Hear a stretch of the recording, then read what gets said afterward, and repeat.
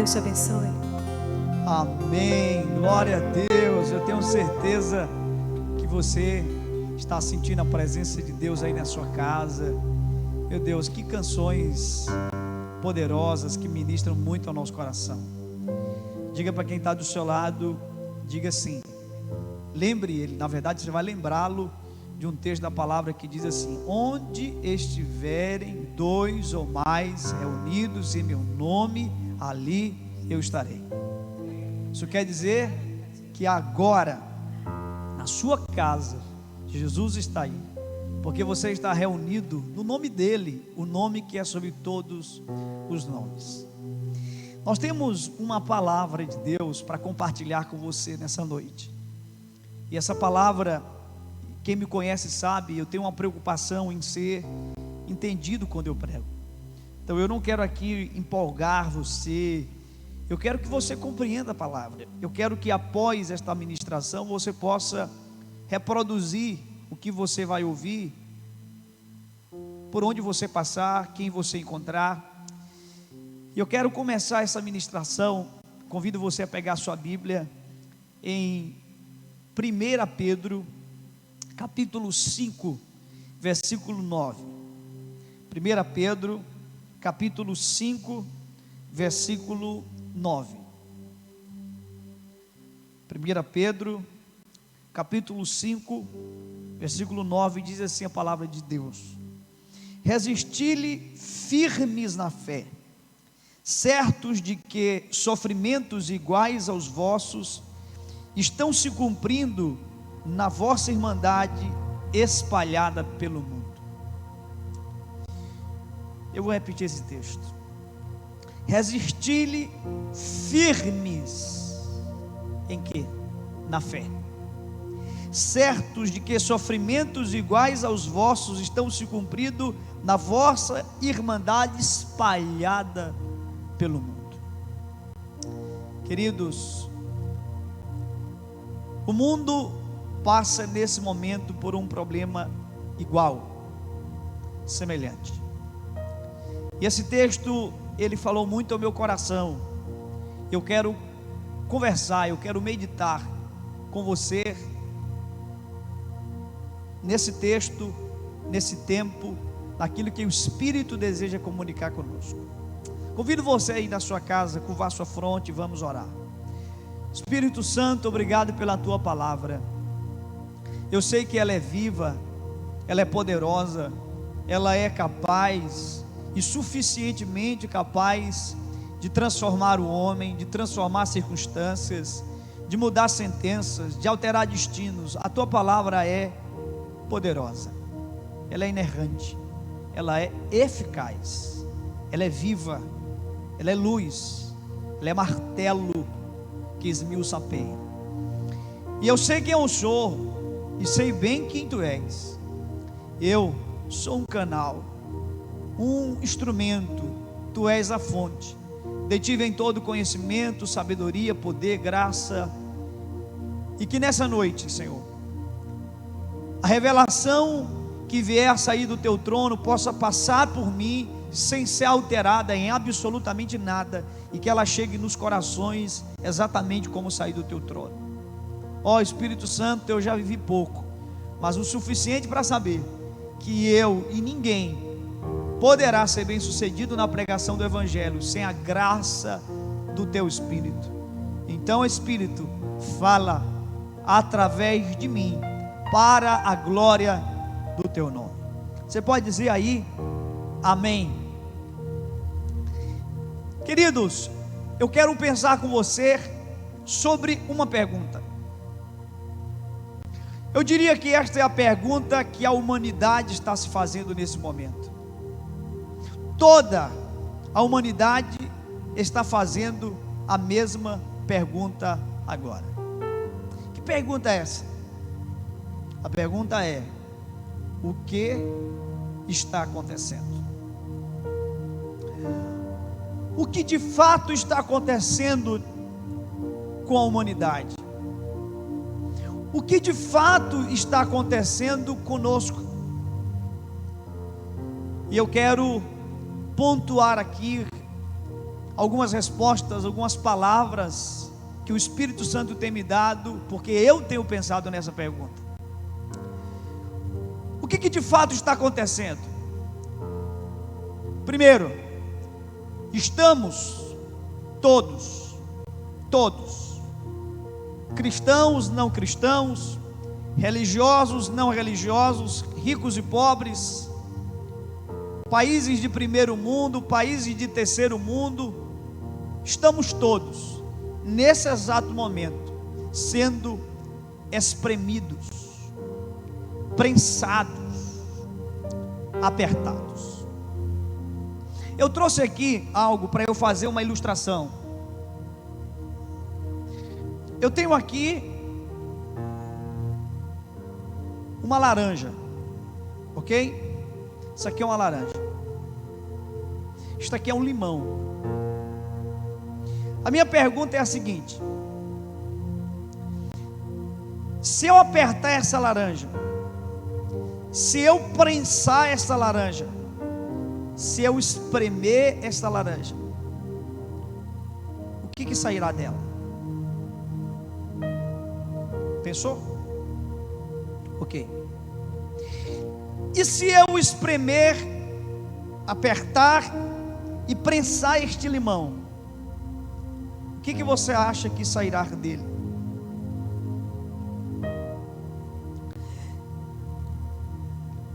Veja bem, existe alguma possibilidade de eu prensar esta laranja e sair dela suco de limão? Existe alguma possibilidade? Pergunta aí para quem está do teu lado. Existe alguma possibilidade de eu apertar e prensar, espremer esta laranja e sair dela suco de limão? Existe alguma possibilidade de eu apertar e prensar e espremer este limão e sair dele suco de laranja? Não. Óbvio, claro que não. Existe alguma possibilidade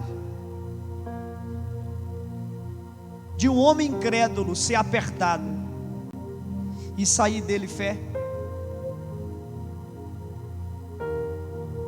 Vou repetir. Existe alguma possibilidade de um homem incrédulo ser apertado e sair dele fé? Existe alguma possibilidade de um homem de fé ser apertado e sair dele incredulidade? A resposta também é óbvia. Claro que não. Portanto, qual é a lição? A lição é: quando somos espremidos, quando somos apertados, quando somos prensados, quando somos provados, o que acontece conosco? Nós expomos o que está dentro de nós. É assim comigo, é assim com você. Estamos todos agora aguçando o que já estava evidente dentro de nós. Isso está sendo manifestado. Quer ver? O ansioso tende a ser mais ansioso agora do que nunca. O incerto, o duvidoso tende a ser mais incerto e duvidoso agora do que nunca. O precipitado nesse momento tende a ser mais precipitado do que nunca. Contrapartida, o prudente tende a ser mais prudente agora do que nunca. O sábio tende a ser mais sábio agora do que nunca. O confiante tende a ser agora mais confiante do que nunca. Ou seja, é um excelente momento para o autoconhecimento. Pergunte para quem está do teu lado aí com muito respeito: o que você tem manifestado? Não, pergunte, olha aí nos olhos dele com respeito e pergunte assim: o que você está manifestando?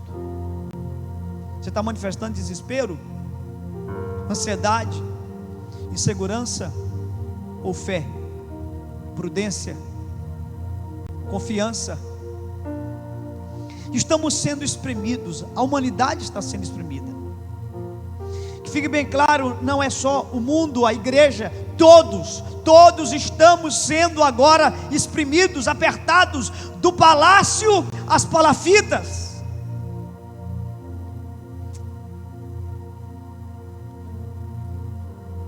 Todos, dos condomínios às favelas, todos estamos sendo nesse momento espremidos, apertados. A segunda coisa que está acontecendo é que este é um tempo seletivo. Uau! Eu acho isso muito forte. Essa foi uma palavra dada pelo meu pastor. Ele gravou uma palavra e ele citou essa expressão, e ela capturou minha atenção.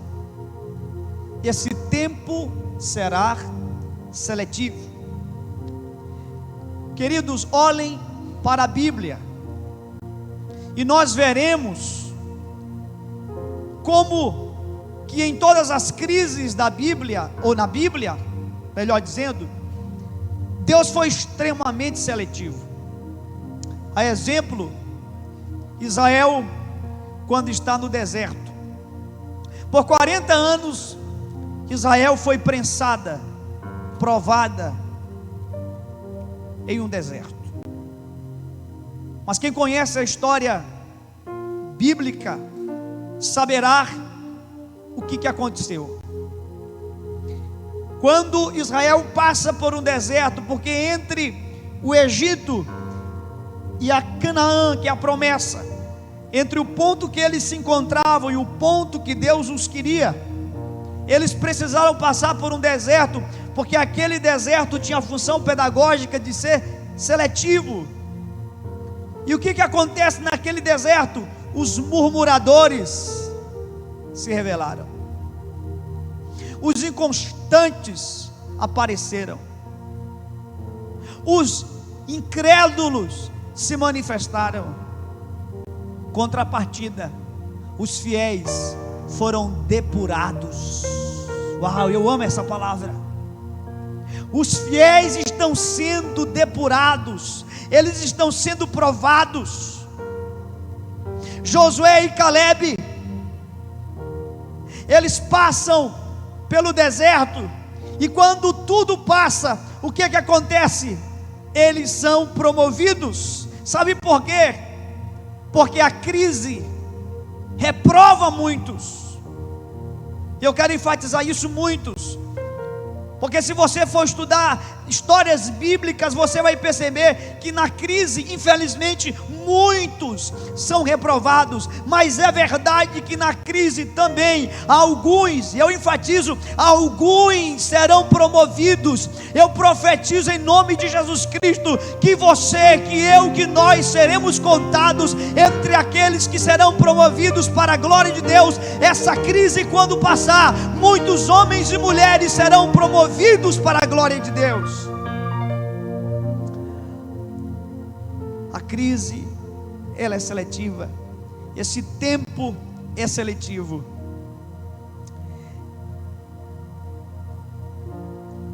Tem gente, e eu ouvi muito isso essa semana, tem gente questionando algumas palavras que foram ditas sobre o Brasil. Tem gente questionando algumas profecias liberadas, alguns até questionando o grande evento que tivemos, o Descende. E agora, todos estavam falando de avivamento, todos estavam falando de um tempo de colheita, e de repente o mundo é assolado por um vírus, uma pandemia. O problema é que as pessoas desassociam avivamento de caos. E eu quero só lembrar você de uma coisa. Em Ezequiel 37, em que contexto o avivamento veio? em Ezequiel capítulo 37, quando o Espírito de vida soprou, em que contexto o Espírito veio? Em que contexto aquele avivamento se estabeleceu? A Bíblia diz que havia um vale, e este vale estava cheio, e cheio de ossos secos, se não bastassem, sequíssimos. Portanto, o quadro da desesperança, do desespero, existe uma cena de caos como essa, a desesperança estabelecida, pois foi nesse ambiente que veio o avivamento. Eu quero te dizer, olhe para a Bíblia, olhe para as páginas da história, e você verá que nos tempos de crises, Deus rompeu grandes avivamentos. Portanto, esta crise está apenas ratificando e sinalizando o que os profetas falaram: é chegado o tempo de avivamento sobre o Brasil e sobre as nações da terra. Não sei se você sabe o que significa a palavra peneira. Peneira é isso. Deus está peneirando seu povo. Deus está separando os fiéis dos infiéis, os santos do profano, o precioso do vil. Ele está seletivando, Ele está separando. Louvado seja o nome de Jesus. E nós temos um papel fundamental neste avivamento. 2 Crônicas capítulo 7 versículo 14, tem aquele célebre texto: Sir. E Sir é uma expressão que denota condição. Se o meu povo, que se chama pelo meu nome, se humilhar e orar e buscar a minha face e se converter dos seus maus caminhos, então eu ouvirei dos céus, perdoarei os seus pecados e sararei a sua terra. A igreja tem um papel fundamental. Nesse tempo a igreja precisa levantar altares de oração, altares de adoração. Não é para a igreja ficar inerte, parada, ociosa, distraída. Pelo contrário, a igreja precisa estar nos pés de Jesus. É o clamor da igreja que fará toda a diferença nesse tempo. Se o meu povo, que se chama pelo meu nome. A terceira coisa que está acontecendo, isso aqui Deus falou comigo de forma muito clara. Nossas desculpas estão sendo destruídas. Vou repetir: nossas desculpas, todas as nossas desculpas estão sendo destruídas agora. Lucas capítulo 14, eu quero ler rapidinho com você esse texto. Lucas capítulo 14, versículo 18 diz assim: não obstante, todos, olha só, todos a uma começaram a excusar-se. Tem uma versão que diz a pedir desculpas, a excusar-se. O ser humano é rápido em dar desculpas. Esse texto diz que houve uma festa e o Senhor convidou pessoas para aquela festa, e todos que foram convidados usaram uma desculpa. Qual é o problema das desculpas? É que quando a gente constrói uma desculpa, é como se a gente estivesse dizendo assim: olha, não depende de mim. Se dependesse só de mim eu faria, mas não depende de mim. Somos rápidos, somos velozes em dar desculpa. O problema é que quem é bom em dar desculpa, possivelmente não será bom em nenhuma outra coisa da vida. Vou repetir: quem é bom em dar desculpa, possivelmente não será bom em nenhuma outra coisa da vida. Como diz meu pastor, quem quer, dá um jeito.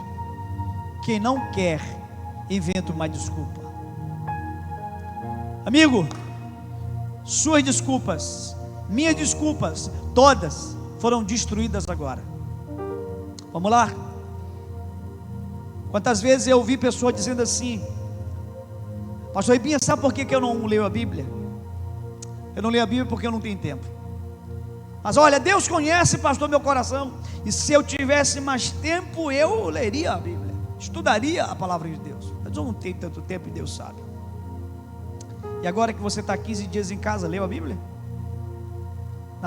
Não baixa a cabeça, olha para cá. Você leu a Bíblia? Quantos que diziam: eu não oro porque estou muito atarefado com o trabalho, muito atarefado com os estudos, e agora que parou tudo? Orou? Amigo, quem lê a Bíblia não a lê porque tem tempo sobrando. Quem ora, não ora porque tem tempo sobrando. Quem lê a Bíblia e quem ora, faz estas coisas porque entende que elas são prioridades.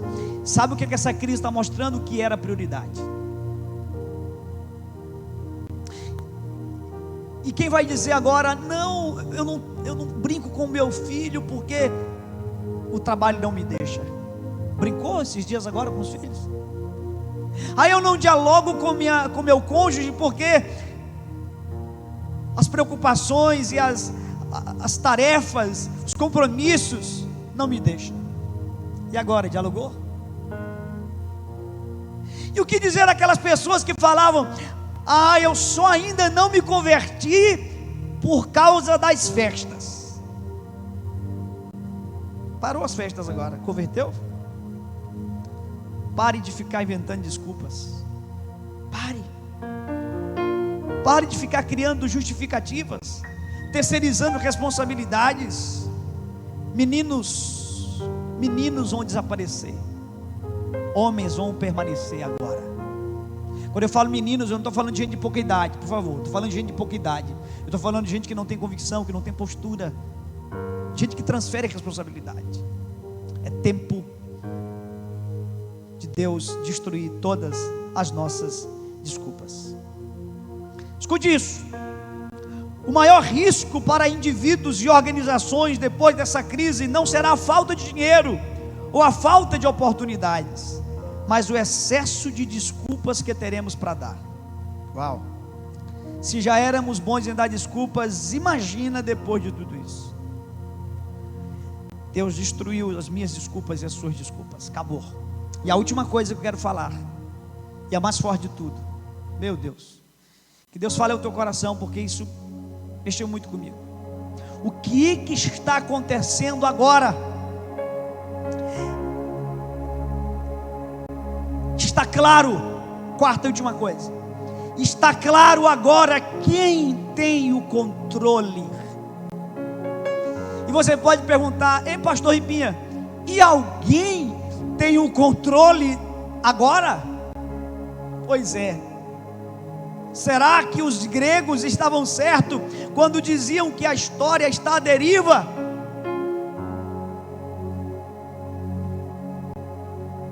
A história tem um feitor, ele tem nome e ele tem sobrenome. Meu Deus, como que um vírus, um protozoário, como que um ser unicelular, microscópico, desarmonizou toda a humanidade, curvou os humanos. Os humanos estão curvados, os arrogantes, todo mundo está curvado. Eu vi ontem um amigo pastor dizendo, de um colega dele, em um dos países da Europa. Esse pastor fazia cultos há anos evangelizando a Europa. E há anos evangelizando a Europa. O máximo que ele teve de pessoas nos seus cultos, o máximo, 30 pessoas. Presta atenção, há anos evangelizando a Europa, um determinado país. O máximo que ele teve de pessoas nos seus cultos, 30 pessoas. E ele diz que agora, fazendo suas lives, ele está tendo 5.000 pessoas. 5.000 pessoas participando dos cultos. A história não está à deriva. Diga para quem está do seu lado: a história não está à deriva. Agora, queridos, como que no século 21, na era da inteligência artificial, na era das impressoras 3D, dos carros eletrônicos, na era da multiplicação dos saberes, das tecnologias, como que agora ninguém tem o controle? Políticos não têm o controle, Religiosos não têm o controle, intelectuais não têm o controle, bilionários não têm o controle. Então quem tem o controle? Eu quero ler com você, louvado seja o nome de Jesus, aleluia. Eu quero ler Apocalipse aqui com você. Se os governantes não têm o controle, se os religiosos não têm o controle, se os intelectuais não têm o controle, se os cientistas não têm o controle, se os bilionários não têm o controle, quem tem o controle? Apocalipse capítulo 5 versículo 1 diz: vi na mão direita daquele que estava sentado no trono um livro escrito por dentro e por fora, de todo selado com 7 selos. Vi também um anjo forte que proclamava em grande voz: quem é digno de abrir o livro e de lhe desatar os selos? Ora, nem no céu, ou seja, nem anjos, nem sobre a terra, ou seja, nem humanos, e nem debaixo da terra, nem os mortos, ninguém podia abrir o livro, nem mesmo olhar para ele. E eu chorava muito, porque ninguém foi achado digno de abrir o livro, nem mesmo de olhar para ele. Todavia, um dos anciãos disse: não chores. Uau, escute isso, não chores, não chores. Eis que o leão da tribo de Judá, a raiz de Davi, venceu para abrir o livro e os seus 7 selos. Então vi no meio do trono, escute, no meio do trono, dos 4 seres viventes, e entre os anciãos, de pé, um cordeiro, como tendo sido morto. Ele tinha 7 chifres, bem como 7 olhos, que são os 7 Espíritos de Deus, enviados por toda a terra. Veio, pois, e tomou o livro da mão direita daquele que estava sentado no trono. E quando tomou o livro, os 4 seres viventes e os 24 anciãos prostraram-se diante de quem? Diante do cordeiro, tendo cada um deles uma harpa e taças de ouro cheias de incenso, que são as orações dos santos, e entoavam novo cântico, dizendo: digno és de tomar o livro e de abrir-lhe os selos, porque foste morto, e com teu sangue compraste para Deus e os que procedem de toda tribo, língua, povo e nação, e para nosso Deus os constituíste reino e sacerdotes, e reinarão sobre a terra. Quem tem o controle? O Cordeiro de Deus, aquele que tira o pecado do mundo, o nosso Messias, o Filho de Deus, a raiz de Davi, o tronco de Jessé, o leão da tribo de Judá. Ele tem o domínio de todas as coisas.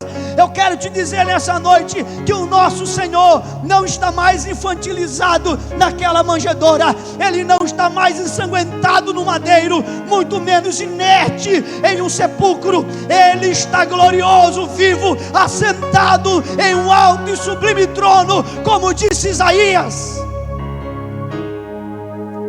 Deixa eu te falar uma coisa: a cruz está vazia.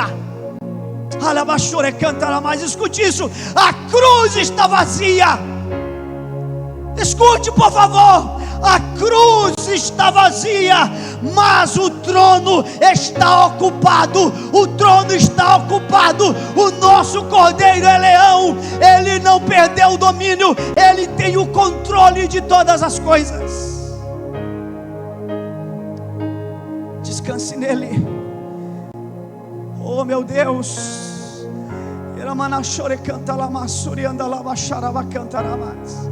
Deus não perdeu o controle. Ele é feitor da história. Ele está levando a história para o propósito dela. O fim, leia o Apocalipse. O fim é glorioso. O Apocalipse não é um livro de tragédia, é um livro da redenção. O lado vitorioso é o lado de Cristo. Fique com Cristo, ame Cristo, se prostre diante dele. O Salmo 23, versículo 1 diz: ainda que eu ande pelo vale da sombra da morte, Só que antes de Davi dizer isso, tem todo um contexto. Davi disse: o Senhor é o meu pastor, e nada me faltará. Deitar-me faz em verdes pastos, guia-me mansamente a águas tranquilas. Escute, águas tranquilas, águas tranquilas. Refrigera a minha alma por amor do seu nome. Ainda que eu ande pelo vale da sombra da morte, escuta, vale da sombra da morte, mal algum eu temerei, porque tu estás comigo. Tua vara e teu cajado me consolam. Preparas-me uma mesa perante mim, na presença dos meus inimigos. Unges minha cabeça com óleo, e o meu cálice transborda. Certamente que a bondade e a misericórdia me seguirão todos os dias da minha vida, e habitarei na casa do Senhor para sempre. Eu sublinhei duas expressões nesse texto: águas tranquilas e o vale da sombra da morte. Eu quero que você saiba que o Deus do Salmo 23 é o Deus das águas tranquilas, mas é o Deus do vale da sombra da morte. É o Deus que nos leva a águas tranquilas, mas é o Deus que quando passamos pelo vale, Ele está conosco e nós estamos guardados. Aleluia, você pode descansar nele. Eu convido o louvor a vir aqui à frente. Nós iremos adorar Jesus, nós iremos adorar Jesus.